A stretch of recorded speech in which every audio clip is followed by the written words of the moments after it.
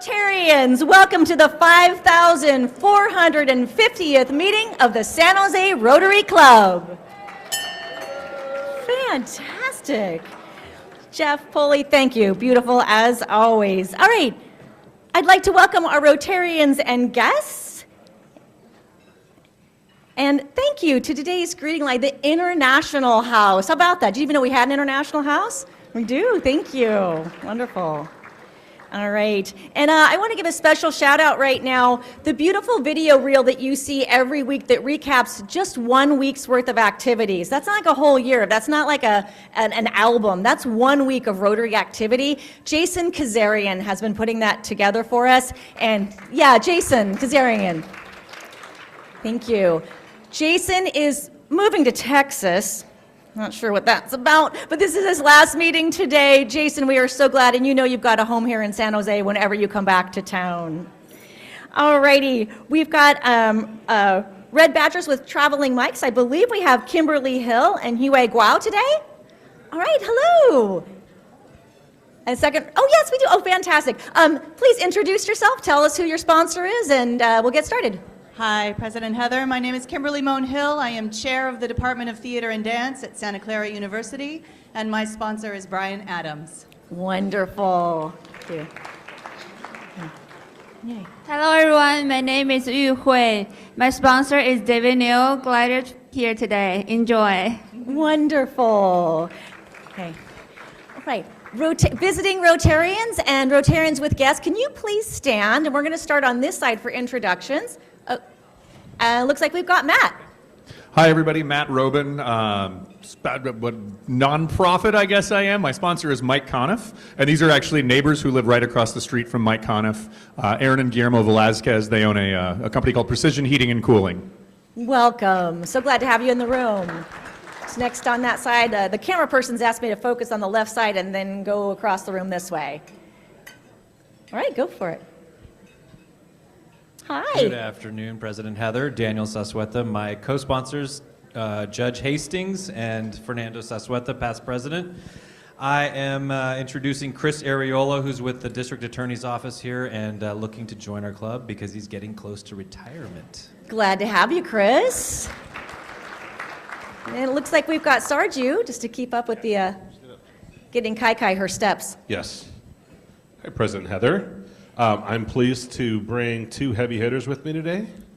We've got Jason Amezcua, who's the Dean of Lincoln Law School, as well as George Casey, candidate for District 10 for City Council. Wonderful. Glad to have you in the room. Please come back often. All right, it looks like I might have Gloria up front. Hi there. Hello. I'm very happy to introduce our guest, Dr. Bruce Pickering. He is a longtime expert on Asia, former Foreign Service Officer, former director of the Asia Society, and currently director of the Inland California Project, which is a consortium of several UC campuses. Fantastic. What a great job. Thank you so much for being here. All right. Hello. Hi, President Heather. I'm Shannon Corpus. I'm a financial advisor for King Wealth Planning. My sponsor is Dagmar Schildwalk. And my guest today is Laura Nainata from Senior Helpers. Wonderful. Great to meet you earlier today. Thank you. All right, looks like we're making our way to Pat Riley. Hello, President Heather. Hello. I just met our guest today, Michael Quach. He's an employee development director, and I already forgot the name of the company. It's Student Industry Connections. Fantastic. Pat, thank you so much, Patrick, for being that welcoming face to Rotary. I do not like seeing someone walk in the room and not knowing a single face, so thank you for being the name that he knows. Pam Foley. Good afternoon, President Heather. It's good to see you. My husband, Mike Foley, said I didn't have to introduce him today, but it's our 41st wedding anniversary, and we chose to spend it with all of our Rotarian friends. As it should be. We celebrate you. Thank you. All right, looks like I can get to over here. Yeah. Oh, Kelly first, then we'll go to you. Let's go to Kelly. Hello, President Heather. I have two people I'd like to introduce. I'm going to first introduce my very good friend, Barb Cloby, who has seen many of you because she helped with the last year's barbecue. She is done very many things in her journey, but my favorite is she is my business development in my real estate career, and she's a little rock star. And my second person I'm going to introduce is Nick Campo right here, because he's running late. So we're going to pretend like he's right here. Hi, Nick Nick. Campo is co-founder of Levitt Insurance downtown. He has 2 offices. One is in the Rose Garden. Nick, so happy you could join us. We love you, Invisible Nick. All right. Hi, President Heather. It's Ireneo Mendoza. My sponsor is Matt Bell. I haven't seen him here yet, but I brought my colleague, Casey Caldwell, who is the regional director for Robert Half in the Bay Area. Wonderful to have you. Thank you. All right, let's get that mic passed. I think Carl is up next. Hey, President Heather, I've got 2 guests today. This is our inbound from Spain, Fabiola. She Hi, just arrived. Fabiola. You'll We're meet her so later. excited to have you. And this is a saint. Her name is Stacy, and she's the outbounds mom, but also the inbounds host mom. Co-host mom, host mom alum. Right. Looks like we've got a visiting Rotarian, Andy Ratterman. That's right, I'm a visiting Rotarian from the Rotary Club of Santa Clara, and I'm very pleased to be here, but I'm even more pleased to be able to bring 2 of our new Rotarians to experience the Rotary Club of San Jose. So let them introduce themselves. Hello all. My name is Janine Chu. I am with a nonprofit organization called Fit to be Hired. Wonderful. Hello everyone, my name is Elena Galkina and I am the owner of Minuteman Press Santa Clara. We are a digital print shop. Thank you. Great to have you. Let's get that mic passed around pretty quickly because I've only got about a minute left. Boo! President Heather, I have 2 guests today. Yay! Emily Esparza of Sparza Consulting and my executive secretary, Lori Lamley. Wonderful. All right, let's head on back. Let's go quickly. I'm Hello, over time. President Heather, Larry Sokoloff, and my Hi, Larry. guest today is Rachel Ehrman, who's a nonprofit consultant in San Jose. Wonderful to have you. Hello, President Heather. So my name is Artie Arian. I'm the President and CEO of Renewable America. I want to introduce you my guest today. His name is Hassan Sabah, and he is 20 years in the real estate and loan officer, and he is also once per month cook for over 100 families that are homeless, dinner, and do that only voluntary. So it's a pleasure for me to introduce him. Sounds like he's already got the Rotarian heart. All right, and I think, Dagmar. Hello, President Heather. Hi. My name is Dagmar Schildbach. My sponsor is Richard Ajluni, and I'm happy to introduce my friend of almost 30 years, Desiree Karge. We moved here at the same time from Germany. And Daisy and her family have hosted exchange student for a variety of Rotary clubs since 2016. And currently they're hosting Giovanni from Italy, and that is for the Rotary Club of Santa Clara that you're doing. Great. Thank you. Thank you. In the interest of time, we've got 2 more to go. Let's just do a name and a welcome. Barbara. Hi, Elizabeth Monley, President Heather. I would like to introduce my dear friend Melody Walsh. This is her second lunch with us. Great. Thank you. Welcome, welcome. All right, I'm going to head on over to Kelly and Jason Stein. Make your way up. Okay, here is the real Nick Campo from Levitt Insurance. This There is he his 3rd is. meeting. Application is out. Let's all welcome Nick. Thank you, Nick. Welcome. I thought maybe he'd be like wearing like red and white stripes, like a Where's Waldo kind of situation. He popped up on that side. Jason Stein, come on up. Oh, yes, sorry. I've got to wrap it up. We'll get you. Go for it. All right. Hello, everybody. All right, that's great. I got to move fast, I'm told. All right, today I'm going to talk about our Rotary Club survey. And first slide up. I need to press it, I guess. Let's see here. Is it up there? Yeah, is this, you've got the Yes, and I just want to first of all thank the great committee that we had. We had a bunch of doctors, and then of course Heather and myself, it was nice to have their contributions. It said that feedback is a gift, except of course if it's family members or coworkers. So with that, we'll move in. First of all, we asked about weekly attendance. You may recall this survey that came out this summer. We had 153 respondents. So you'll see that what percentage of weekly meetings attended in person? 149 respondents average 58%. So basically 6 out of 10 come to the meetings in person. And then you'll see on the other side, I think more importantly, we have 99 out of the 153 use Zoom on a regular occasions, and then 12 of them actually use it online, more than 50%. What do you like best about the meetings? No shocker here. Number 1 was friends. It's good to have friends. 2 is the speaker. Good to have speakers. And then, of course, networking. Comments or suggestions about our weekly meetings. So the top ones were important to have high-quality speakers. The new food, yay for the new food. And an interesting comment that we got 5 times was do not enjoy or limit the amount of political speakers. No personal attack to those that are in politics. How many committees do you actively participate in? We had, which is really great numbers, about 85% of those that took the survey are on at least one committee, which I think is really great. We have about 16% that are not currently on a committee. More great feedback regarding committees.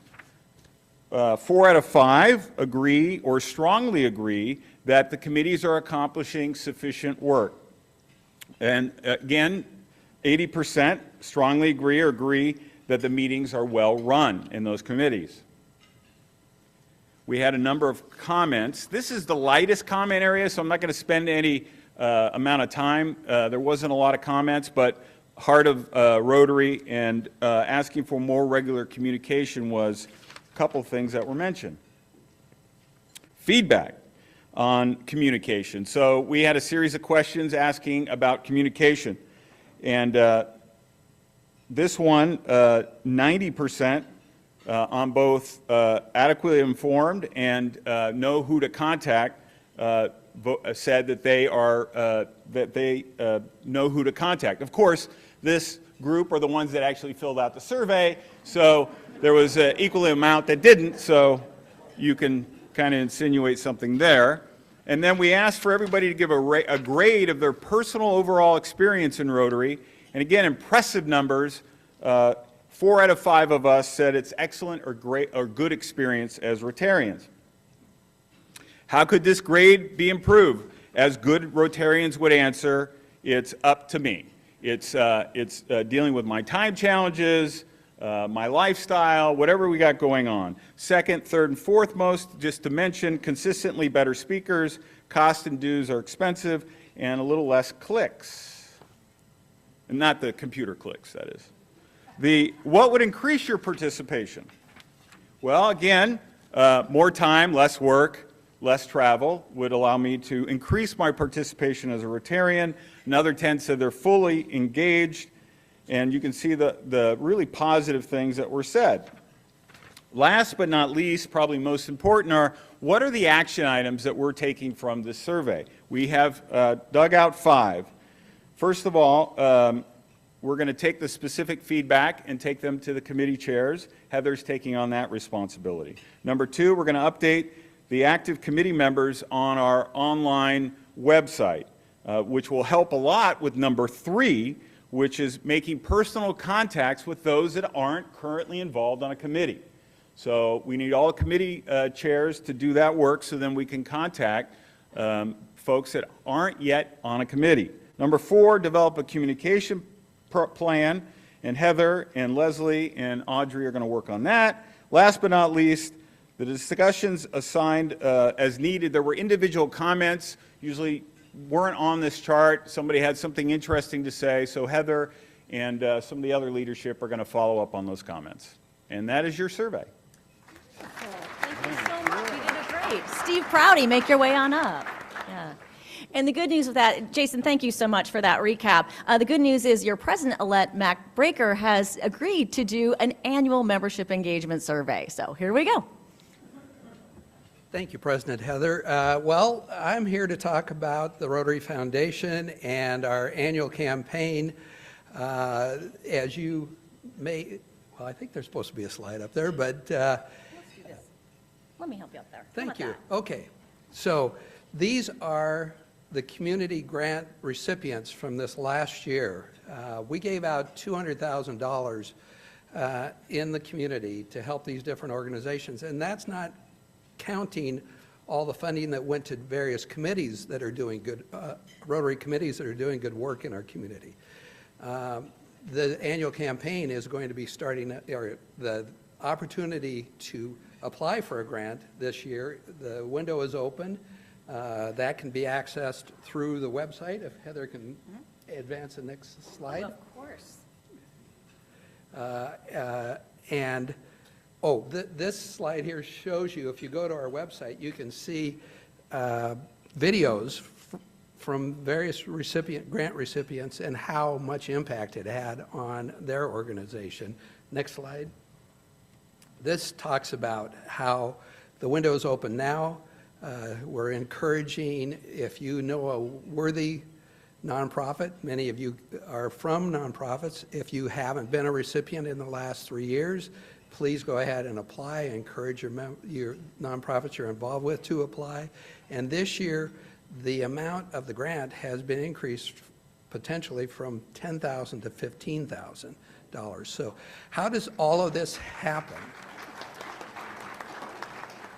The primary way this happens is from the money we raise through the gala and from your annual contributions. And so if you notice, many of us have a pink dot on our badges. That means we've given at least $400 to the Rotary Foundation that is used in various ways. But that's not the limit. You can certainly give a lot more than that. And there are people that do. And so we do encourage you. You will get invoices until you have reached at least $400 in giving. And it shows you different ways that you can make your contribution, and you could do it monthly or over a number of months if you can't do it all at once.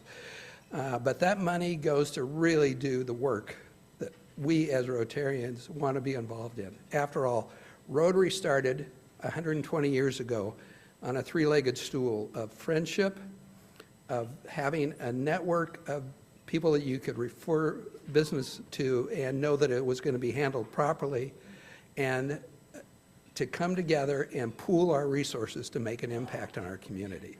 So please participate in the annual campaign, and Dippin' Dots, the dots are out there. We have them ready. Please come by.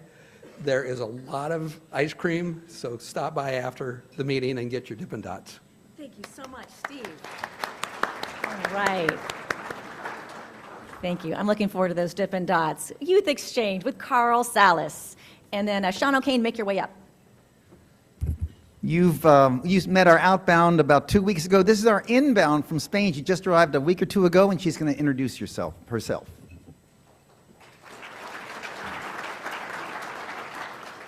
Hello, I'm Fabiola. I have just arrived from Spain, Alicante, and I'm really excited to be meeting all of you at the Rotary Club of San Jose. I'm attending Mount Pleasant High School, and my host mom is Stacy Trubao. What I'm most looking forward to improve is my English, making new friends, learning more about the American culture, having more independence, and making this an unforgettable year. What I'm already found most unexpectedly is that everything is big: roads, houses, cars. I want to thank the Rotary Club of San Jose for sponsoring me this year. I'm looking forward to be meeting you. Thank you.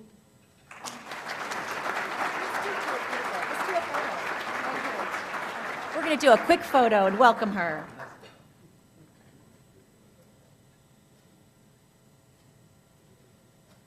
Wonderful. That was beautiful. Wow. Can you imagine just arriving in a country and giving a speech like that in the room? Whew. Come on up, Sean. We've got Sean O'Kane with the Fun and Friendship Committee and a very fun announcement. All right. We have some exciting events coming up with Fun and Friendship, and being part of the committee, I want to let you know that there is an event September 7th that you can sign up for. That'll be online, and then we'll have a sign-up sheet in the lobby as well. And this is a hike at Mount Madonna County Park, and that's September 7th.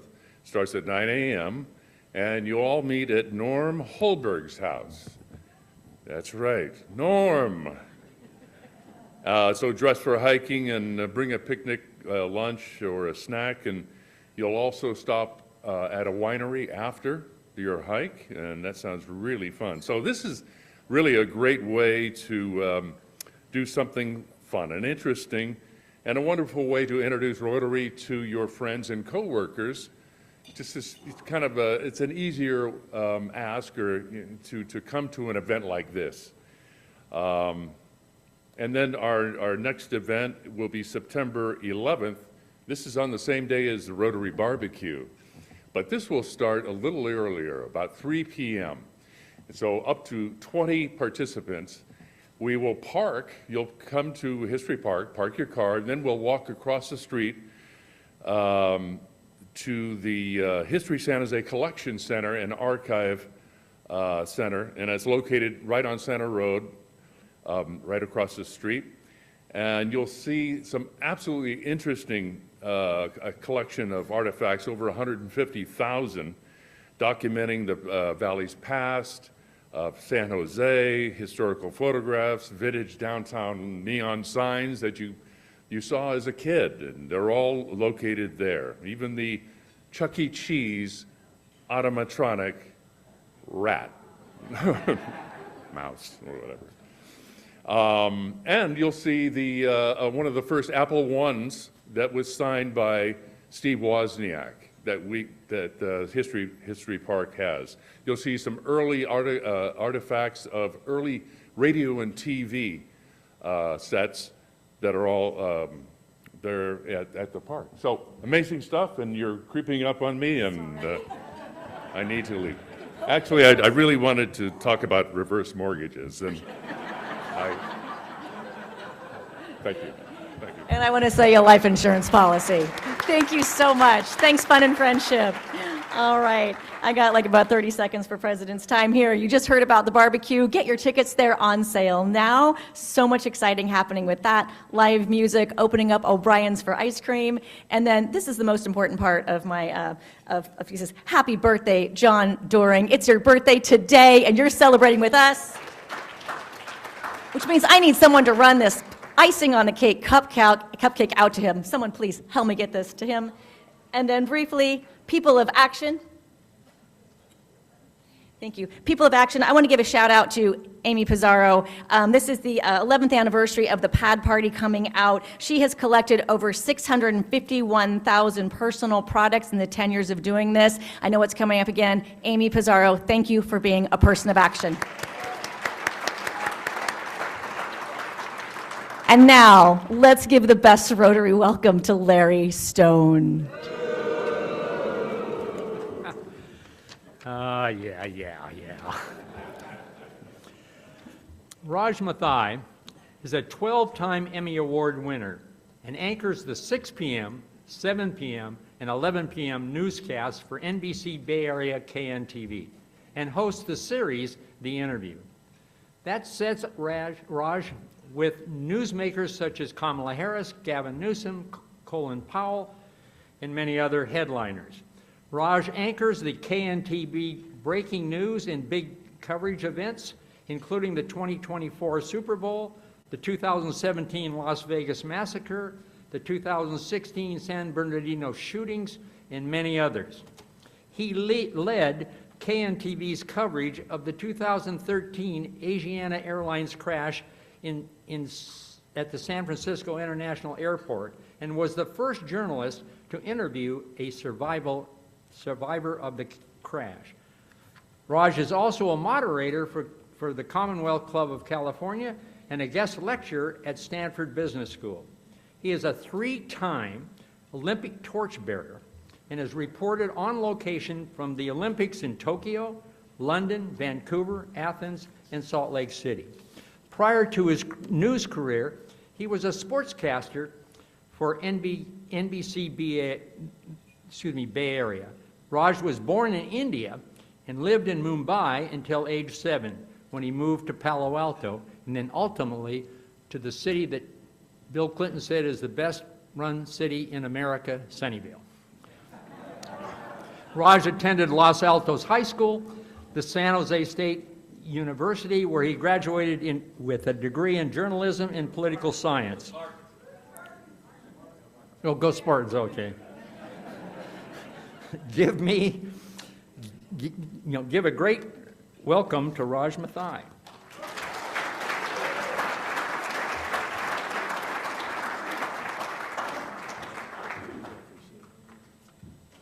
Hi, everyone. Thank you for that great introduction, Larry. Appreciate it. I love San Jose State, but actually it's San Diego State,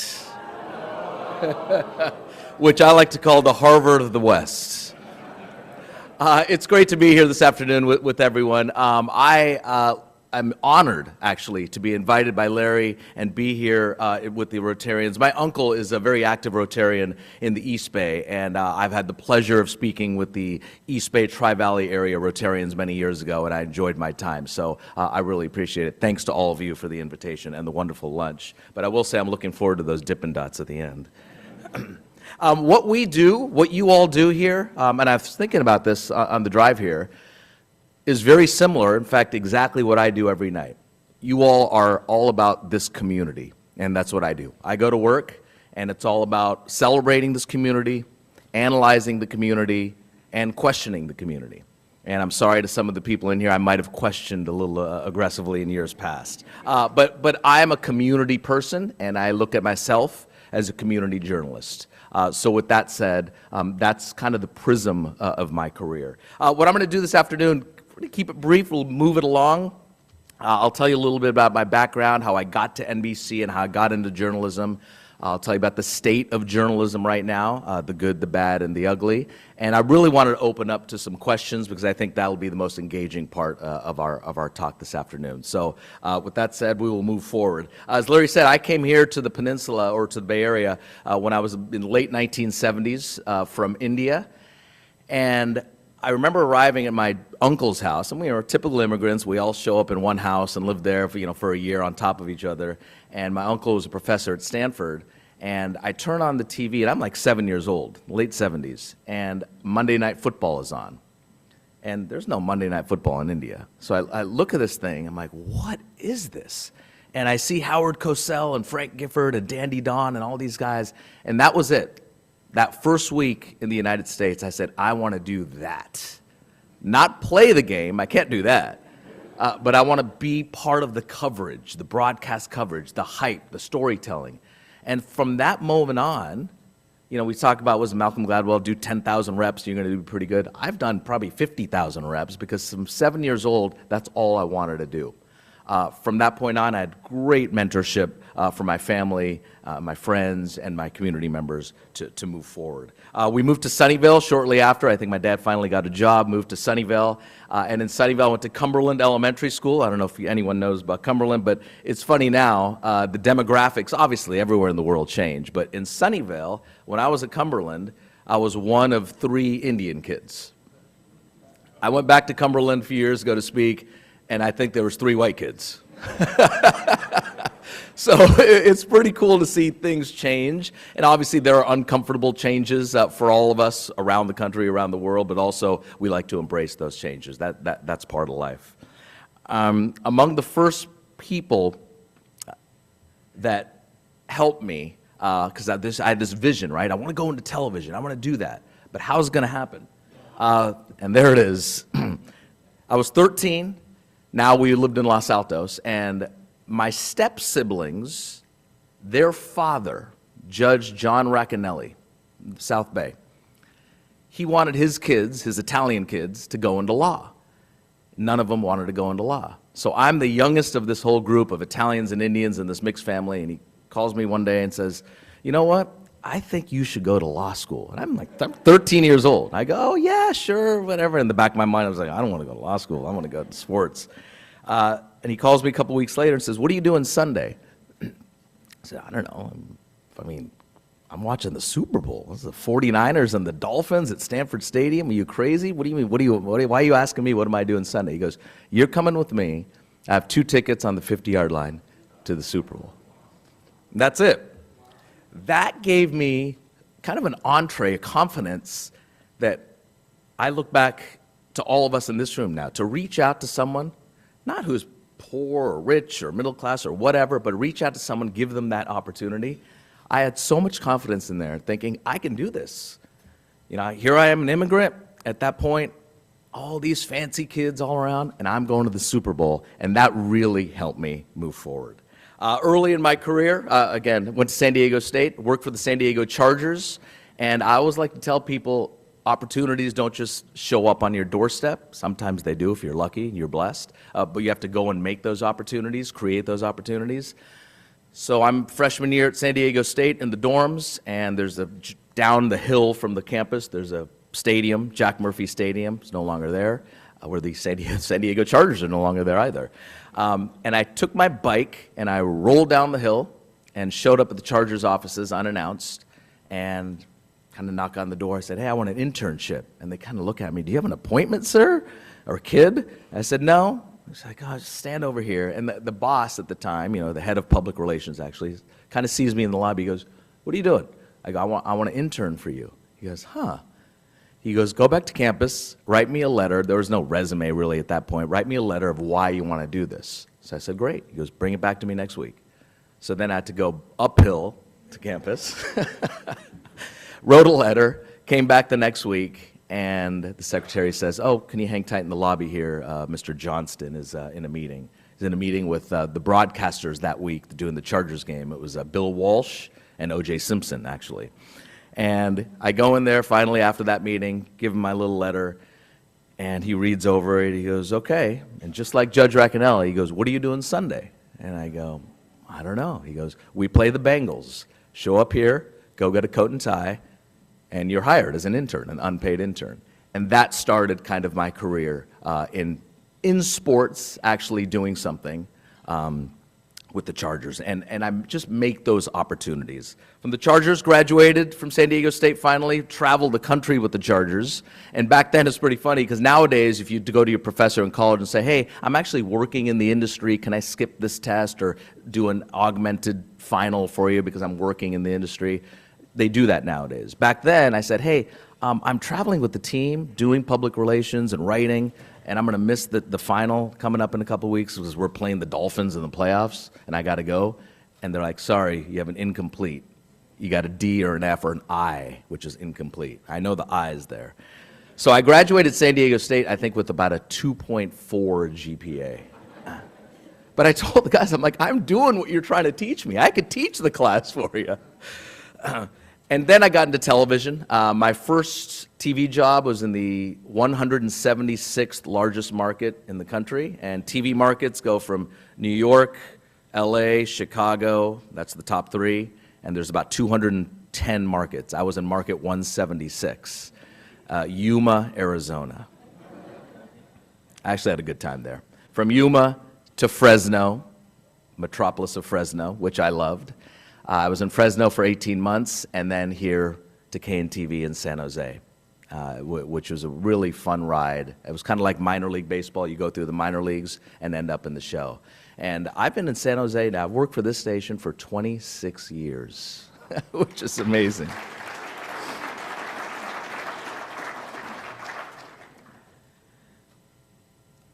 When I was go back in time a bit. When I was a teenager, my parents took me on I think they won an auction or something, and they took me on a tour knowing I wanted to get into television to KNTV. And I was 12 or 13, about this age actually. And I watched the newscast. I met Doug and Maggie. Y'all remember Doug and Maggie? Legendary anchors here. And so when I got the job at KNTV, I thought, wow, I came here as a kid wanting to do that. Woo!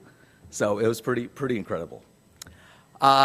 In sports, when I first started here, I mean, wow, what an opportunity, right? I covered 9 Super Bowls, I've been to 9 Super Bowls, 7 Olympics, the World Series, NBA Finals, Stanley Cup Final with the Sharks, remember that? So it's been really a fantastic ride in sports. And as a sportscaster, when I got that job in Yuma in 1995, I was the first Indian sportscaster in the country. In fact, during my interview there, they said, son, what are you? I said, what am I? So are you black? Are you Mexican? Are you Puerto Rican? I said, I'm Indian. He goes, oh, like Navajo? So things have changed. Back in those days, it was literally, what am I? Because no one had seen an Indian on TV, especially doing sports. And now, thankfully, you see everyone in ESPN, CNN, local news. It's been really awesome to see the transformation of just, and I'm not some trailblazer, I just kind of kicked in the door and then everyone came in behind me, and so I love that. I do want to say the state of the industry now, we'll fast forward to back to current day, it's a transition, like many of your industries. We're all trying to figure out, wow, how do we get from here to here? It's so uncomfortable. So many of us still watch regular TV, but gosh, I bet half this room, if not more, get a lot of your news from online, Twitter, social media, Peacock, all these apps and platforms we're on. So not just NBC, we're all in this really uncomfortable transition of how do we monetize the regular TV that we just put on in our living room and watch the 6 p.m. news tonight or 7 p.m. or 11 p.m., or all the information you're getting throughout the day, from text alerts to social media to your kid's TikTok account, all that stuff. So it is interesting how we're monetizing it. However, the power of storytelling and the responsibility of journalism, it's at a high. It's really valuable. I remind myself daily, weekly, monthly of the service and the responsibility that we provide. I was asking our newsroom, if not us, who? Who is going to question our politicians, our CEOs, our business leaders, our churches, our schools? Just recently, I'll just bring up a few examples of what we've done at NBC, and also my colleagues at the other networks here as well. But from what we've done here at KNTV and NBC, if we didn't do these stories, who would? The Millennium Tower in San Francisco, leaning and sinking. We exposed that story. They're trying to fix that now. The 911 system in Oakland, it's really delayed, and it's really hurting that community. We exposed that a few months ago. Oakland, to its credit, is fixing it. They're getting quicker in the response time for 911. The bullying recently within the Antioch School District, among the administration, not just the students, bullying among the administration. We exposed that a few months ago. Last week, the superintendent of Antioch School got fired. If we didn't expose these stories, what would happen? The Catholic Church abuse, sexual abuse. We have so many people in San Jose, on the peninsula, in the East Bay, reaching out to us because we've been doing these stories now for a few years, reaching out and saying, hey, this happened to me, putting pressure on the church to make them change. Look, things in the past happen, but we can certainly make things change in the future and in the current day.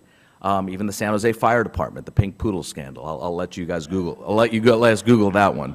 But we do ask, if we didn't do those stories, and this is just a few stories I'm talking about. There are hundreds of these.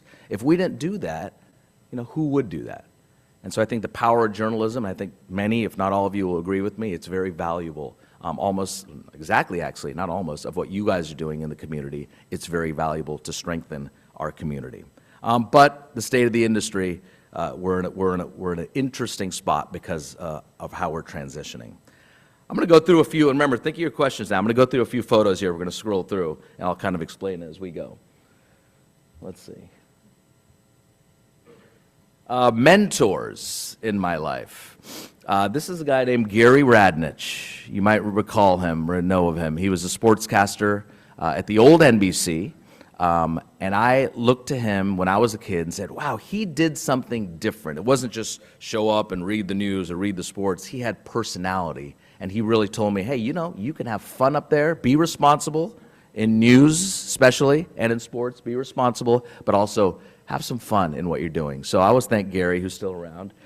This is what kind of job will take you around the world and expose you and introduce you to people in fun settings and serious settings and take you behind the scenes? It's the job I do. I really love it. Abbey Road in London, the 2012 Olympics. We shut down the whole street to do a live shot. That's the Australian crew team with their gold medals around their neck right in front of the Beatles recording studio, Abbey Road Recording Studios, and we shut it down. A memory I'll always have.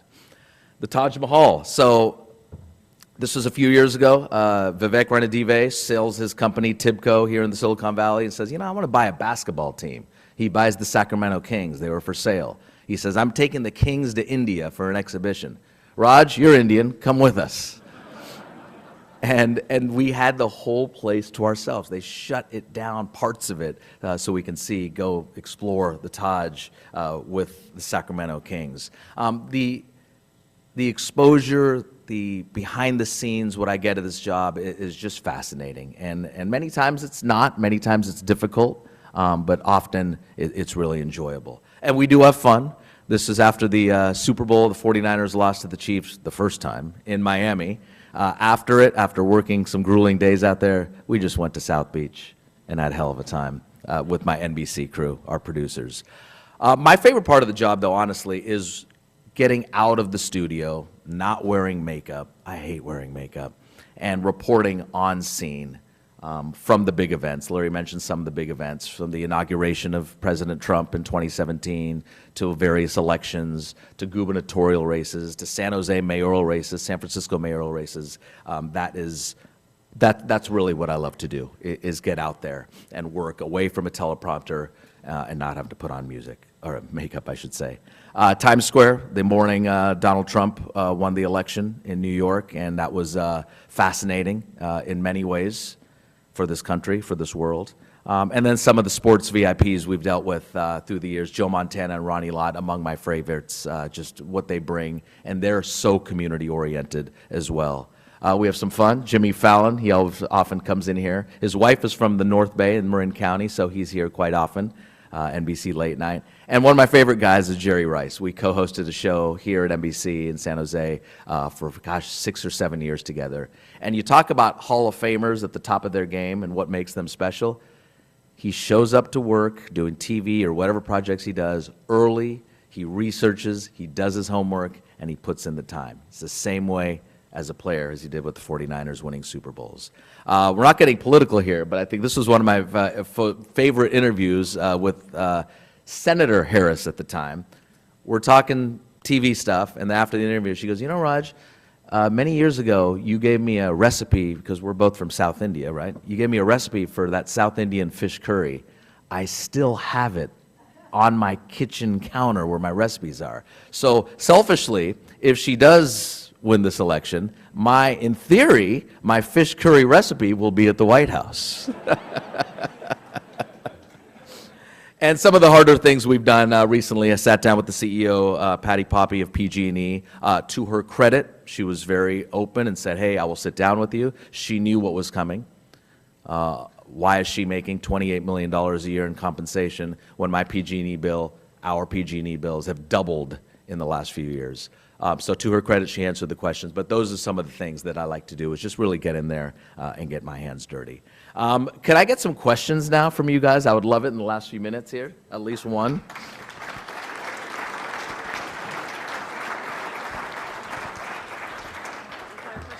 Okay, first question in the back. Thank you very much for that informative and insightful and in-depth discussion. But my question to you is, pick one story that you have covered in your career that is most interesting to you personally. What is that one story?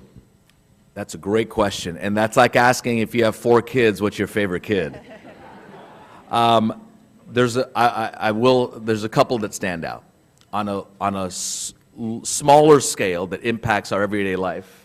That Patty Poppe interview, honestly, because it impacts my bill every month.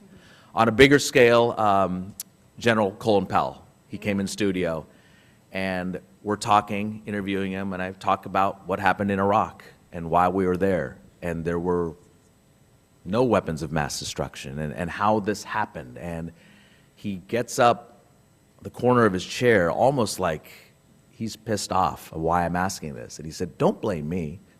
Ask President Bush. Ask those other guys. And it was raw and it was real. That really stands out for me. In sports, Barry Bonds. I did a fantastic interview with him a few years ago, about actually 8 years ago. And he was very revealing about what happened and what he was possibly injecting and steroids he was using, that interview never aired for various reasons, corporate-wise. That's one that sticks out and annoys me a bit as well. And then the fish curry with Kamala Harris. Great question. Thanks, Sean. We're going to go to Alan. Thank you very much. It comes down to where people get their news information, right? And the value that the trained journalists, the trained news organizations bring in bringing credible news. What is being done to show the difference between credible journalists, trained journalists, news organizations that follow the rules for journalism, and versus other people that just make up stuff? Sure, it's a good... You know, just social influencers, trying to different, because that's, you wonder how are you going to get paid in the future. And I think we've got to figure out how to differentiate that in that way. Yeah, it's a great question, and that is a challenge. It's, in many ways, the responsibility is with the citizens, the community. What's interesting in the last several years, in the last 8 years, how it's shaped up is you have MSNBC, you have Fox, you have CNN, everyone has a business model, and that's what they're following, it's a business model. And it's come down to the local level where we're kind of the last bastion of unbiased news. In this market, in every market, the local stations, for the most part, are down the middle. It's the networks, the cable networks, that are picking their business plan. And social media influences, I mean, there is a responsibility for the citizens, and it's hard of where you're getting news and to question it. My son always says, he's a 15-year-old, always says, "Oh, Dad, you hear about this?" First thing I say, "What's the source?" "Oh, it's this account on TikTok." I'm like, okay, what's the account? And half the time, it's totally wrong. And that's the reality we live in. But there is real news and unbiased, fair news out there, and it's sitting at the local level right now, and that's a guarantee. And in our newsroom, you know, there are, go ahead. One of the things that the Trump election in 2016 did teach us very positively was to not just double check, but to triple check and to triple verify and to make sure it's vetted. And it's a great credit to all journalists that because he questioned it, fake news, so we're saying, okay, let's not single check, double check, triple check. NBC is fantastic. We do have really deep resources, knock on wood, compared to our other network partners. So we have layers and layers of fact checkers. So when I go to the news tonight, there'll be a story on City Hall. In fact, Mayor Mahan's coming in a couple hours now. And before that script hits the air, there'll be a producer checks it, an executive producer, a managing editor. That's 3 layers. And if it's something to do with legal questioning, it goes to 30 Rock in New York, and lawyers check it out there. So and sometimes we still mess it up, and we quickly will try to, as quick as possible, to amend that mistake. Yes. Thank you, Alan. We're going to John Ball to your right. Speaking of the Sharks, we would love to hear your percent that you would put on it of the Sharks being in San Jose 3 to 5 years from now, and why you feel either optimistic or pessimistic about that. I'm very I'm very optimistic about the Sharks' future here. I think this city and that ownership work together in terms of renovating the Shark Tank and keeping it active and getting all the political players together.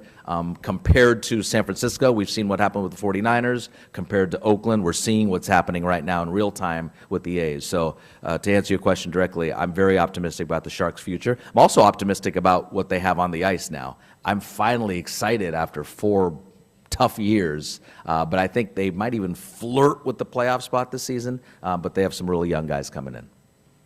Nice softball there, John. Okay, Jay Ross, right in front of you there.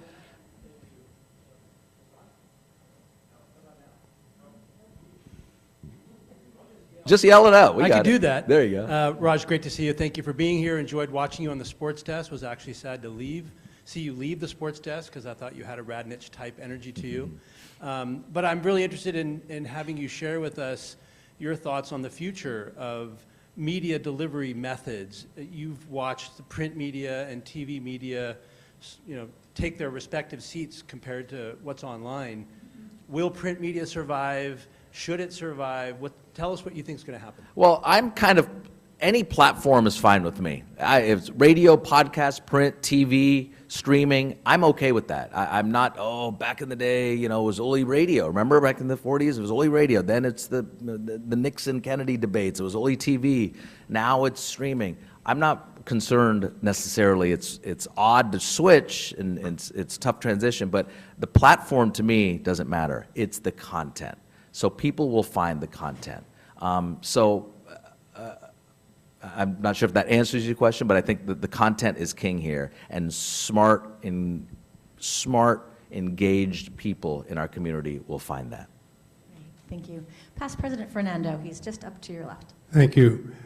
Good to see you in person, Raj, after all these decades of seeing you on the tube.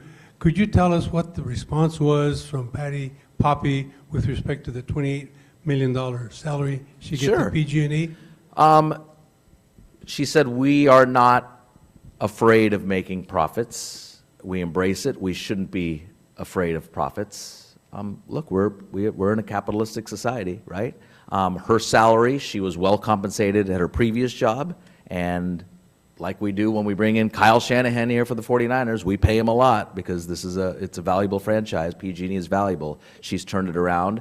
With those profits, she says, they're reinvesting in the equipment. They could reinvest doing it a much cheaper way, but they choose to reinvest in a very expensive way, which then helps their investors. She answered the questions.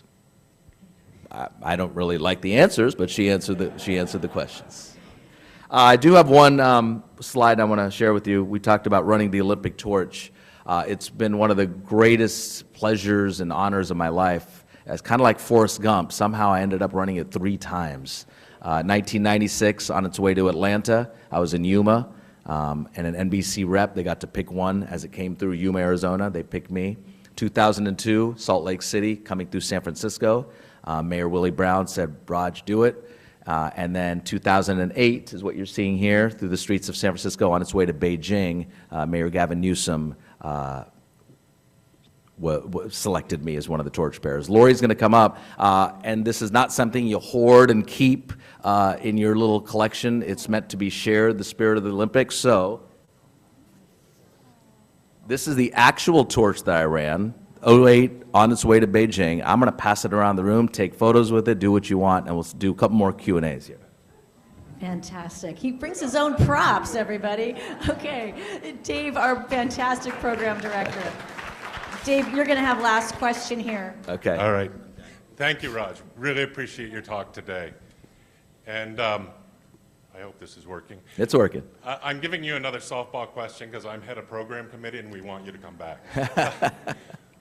If you could interview anyone, past, present, or future, who would it be? God, that's a good one.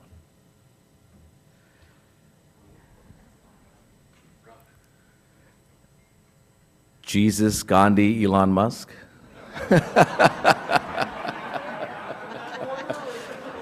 that the Holy Trinity? Is that what I just Let's see. Yeah, let's go that order for now. All right, we can squeak in one last one. It looks like we've got past President Rod Darrett on, and we'll wrap up with you, Rod. Thank you, and thank you for your interviews from time to time. I think you're great. And the competition over the years has always been between San Francisco and the South Bay Area, focal point of activity, focal point of news, and so on. And it seems to be shifting now a bit south towards us. That's going to have an impact on you, Channel 11, that stuck with us during all that time, clear back from Gill Cable, Gill Industries to the current time. Compliments on sticking with us. And what do you think about that shift of focal point for power in the Bay Area, shifting towards San Jose? Good question, Mr. Giordon. Thank you. You are such a big part of this community. Yeah, the shift of demographics, population, power from San Francisco into San Jose. Again, I've been here 26 years. I've seen it happen. What's so cool, and speaking just specifically to you in this room, is when NBC transferred from KRON Channel 4 to little old KNTV Channel 11 in the South Bay in 2002. I was here, brought in for part of that transfer, right? It's been great. And even if I wasn't working, if I get fired tomorrow, I leave tomorrow, I would always hold KNTV very valuable for San Jose. Because of KNTV, now NBC Bay Area, San Jose, not put on the map, San Jose has always been on the map, but San Jose's influence and exposure has been huge because we triple the amount of crews in San Jose than Channel 5, Channel 2, Channel 4, Channel 7. We're all over this place, and we expose it. We live here, we work here. Our kids go to school here, or at least within 10 miles of here. So San Jose is very important to us. The population is here. And to directly answer your question, almost like what I said, if we weren't doing these stories, who would? Well, if we weren't here, the other stations have one reporter here. We have 15. So forget triple, or whatever that multiplication is, of our exposure of San Jose. So I think this station is very valuable, and I'm happy and proud to be part of it, representing San Jose. So thank you. Thank you all very much. What an absolute, what an absolute pleasure. Stick around up here. We're going to grab a quick photo. A gift has been made in your name to the Trash Punks, and they're a local group. You've probably covered them, in fact. They keep the plastics and garbage out of our creeks and keep that from going into our oceans and going to the plastic gyre. So anyway, let's do a quick photo. There we go. And my agricultural gift to you, of course, is some beautiful Chandler walnuts from our own orchardist and photographer, Carl Silker. Those are premium. Okay. Thank you all. Thank you so much. And I'm sure he'll be sticking around to take a few photos. Let me switch mics. All righty. Next week, what a speaker. You guys, the program committee, you are killing it. Just week after week after week. John Nakamatsu, world famous pianist, will be in conversation with Robert Massey talking about his career in the symphony. So I'm looking forward to that. And then for our final thoughts, I want to thank everyone here who bought lunches. This is a high bar. I believe it was 87 lunches this week. Really full room. Feels like the energy is back again. Thank you so much. And one more note on some money. I just signed a $25,000 check to Rotary International. So if you're a member, but not quite sure if you're a member in good standing, that means that you paid your dues because we just paid them. So get your dues in, and we look forward to the next things are coming up, including the barbecue. Get your tickets to the barbecue and sign up soon because those 20 spots that are available for that History San Jose tour, exclusive to the warehouse, those will go fast. That is all I have. Please stick around and enjoy the Dippin' Dots in the lobby. Thank you, the foundation, and we are adjourned.